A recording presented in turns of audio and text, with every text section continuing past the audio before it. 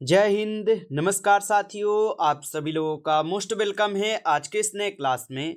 साथियों, आज के इस क्लास में हम सभी लोग पढ़ने वाले हैं बीएसएससी कार्यालय परिचारी भर्ती 2025 के एग्जाम के लिए मोस्ट इम्पोर्टेंट प्रीवियस ईयर के क्वेश्चन को, जो कि साथियों आपके बीएसएससी कार्यालय परिचारी भर्ती 2025 के एग्जाम के लिए काफ़ी इम्पोर्टेंट है।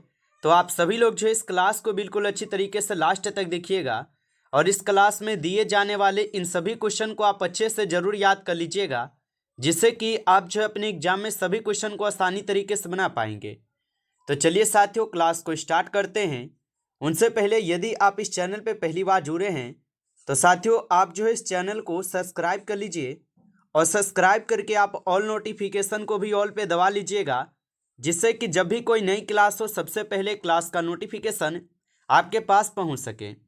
तो आप इस चैनल को साथियों सब्सक्राइब कर लीजिए, साथ ही साथ आप इस क्लास को भी लाइक जरूर कर लीजिएगा। तो चलिए साथियों क्लास को स्टार्ट करते हैं और देखिएगा साथियों क्वेश्चन क्या दिया गया है। साथियों क्वेश्चन है कि भारतीय संविधान में कुल कितने अनुच्छेद हैं।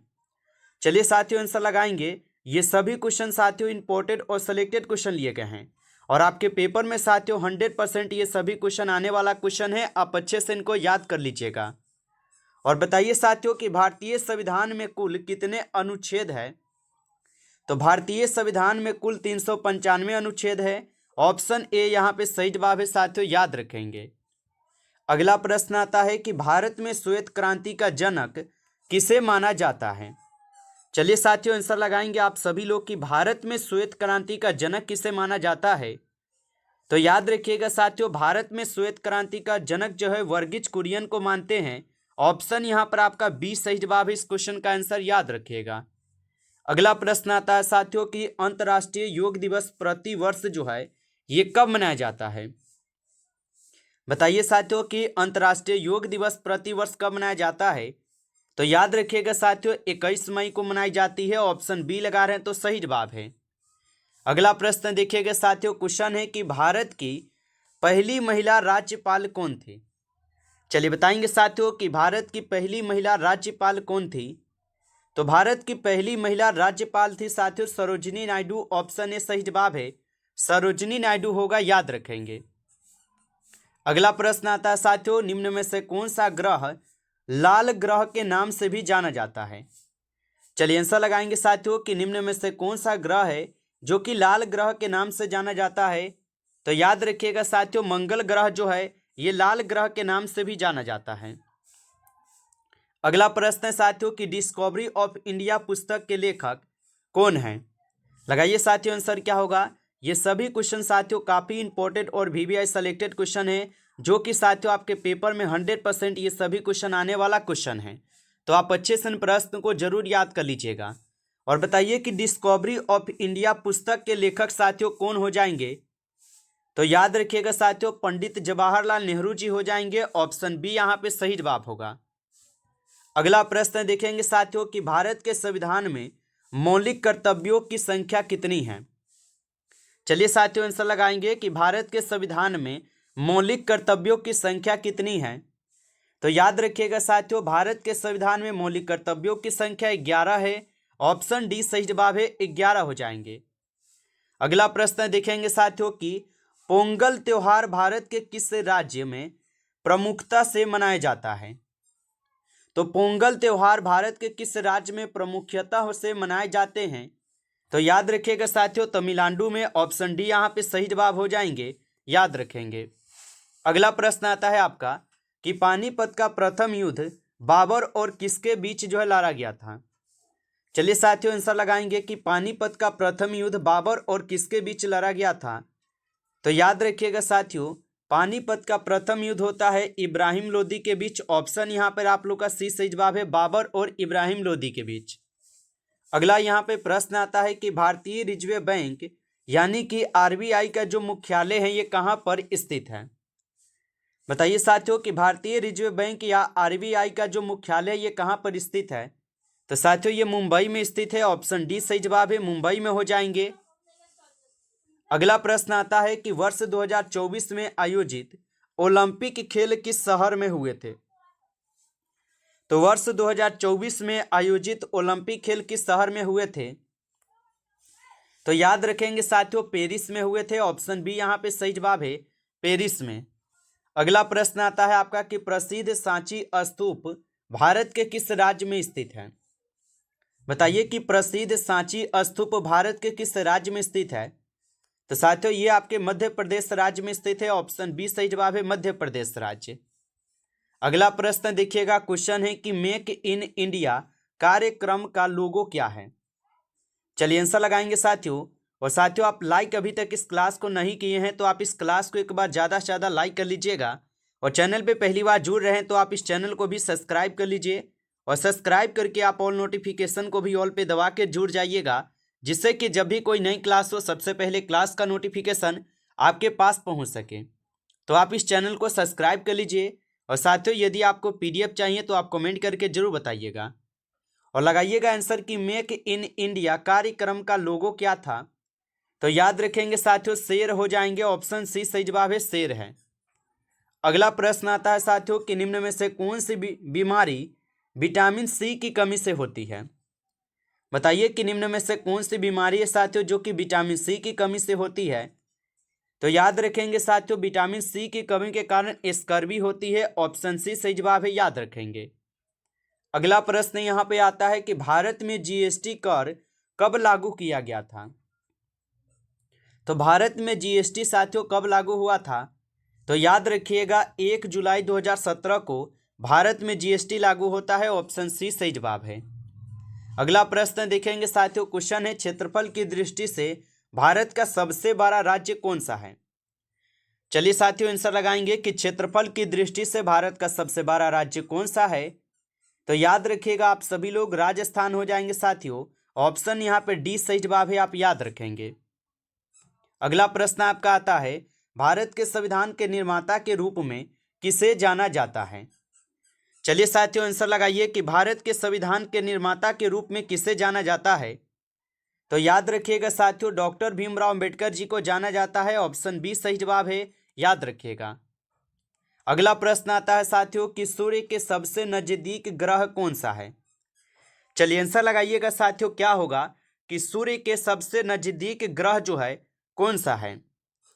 तो याद रखिएगा सूर्य के सबसे नजदीक ग्रह है आपके बुध ग्रह। ऑप्शन सी सही जवाब है, याद रखेंगे। अगला प्रश्न आता है कि प्रसिद्ध गेटवे ऑफ इंडिया जो ये कहाँ पर स्थित है?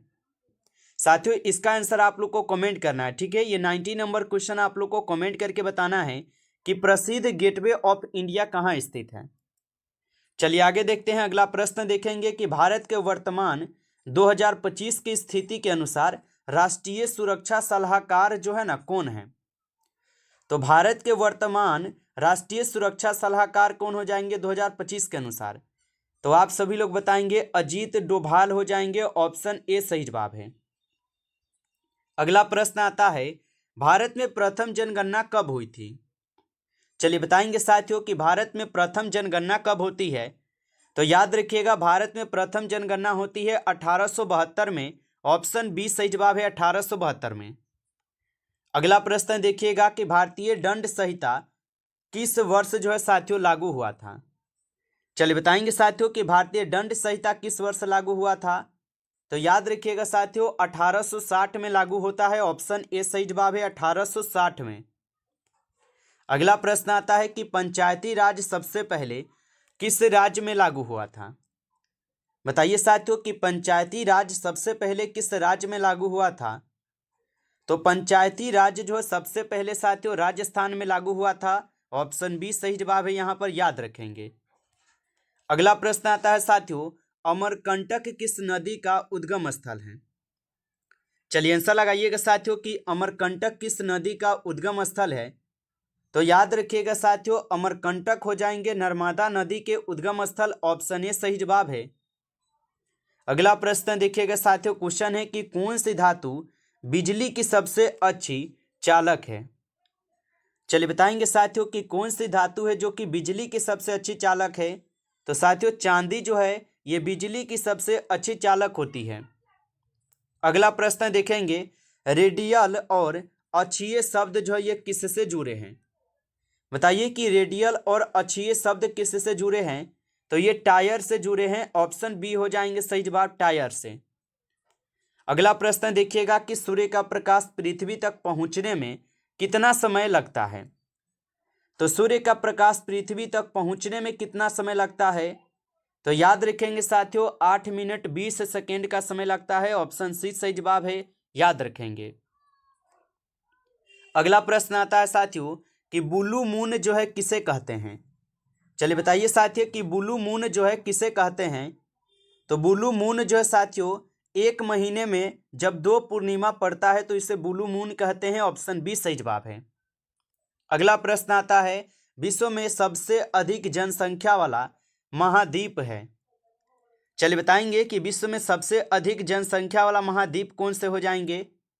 तो याद रखेंगे आप सभी लोग, एशिया महाद्वीप। ऑप्शन बी सही जवाब है, एशिया महाद्वीप होगा। अगला प्रश्न देखिएगा कि सूचना का अधिकार अधिनियम कब लागू हुआ था? चलिए बताएंगे साथियों कि सूचना का अधिकार अधिनियम कब लागू हुआ था? तो याद रखिएगा साथियों, सूचना का अधिकार अधिनियम 2005 में लागू हुआ था। तो ऑप्शन सी सही जवाब है, 2005 होगा। अगला प्रश्न देखिएगा, क्वेश्चन है कि भारत का सबसे बड़ा तटवर्ती राज्य जो है ना कौन सा है?